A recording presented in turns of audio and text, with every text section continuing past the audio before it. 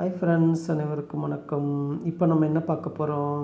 டிஎன்பிஎஸ்சியில் கணக்கு கேட்டாங்கன்னா எப்படி சால்வ் பண்ணுறது அப்படிங்கிறத பற்றி பார்க்க போகிறோம். அதில் இப்போ நம்ம பார்க்க போகிறது முதலாவது கேள்வி என்னென்னா, one pipe can fill a tank 3 times as fast as another pipe.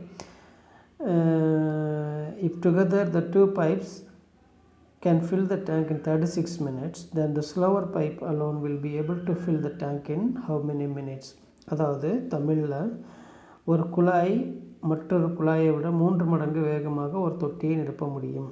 2 குழாய்களும் சேர்ந்து 36 நிமிடங்களில் தொட்டியை நிரப்ப முடிந்தால் மெதுவான குழாய் மட்டும் தொட்டியை நிரப்பும் நேரம் எவ்வளவு அப்படின்னு கேட்டிருக்காங்க.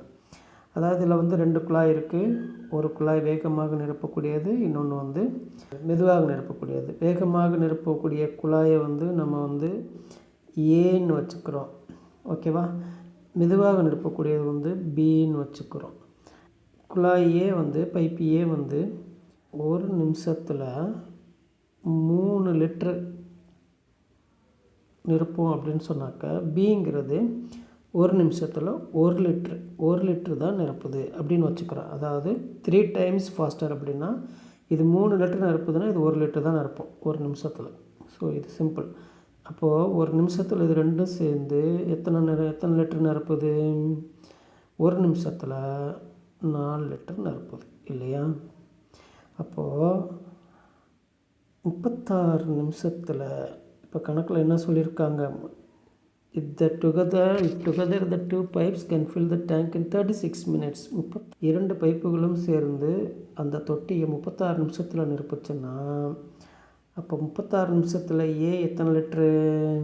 3 30 18 108 லிட்ரு இல்லையா? இது எத்தனை லிட்ரு? 1 நிமிஷத்துக்கு 1 லிட்டருன்னா 36 நிமிஷத்துக்கு 36 லிட்ரு. டோட்டலாக அந்த டேங்கோட கெப்பாசிட்டி எவ்வளவு?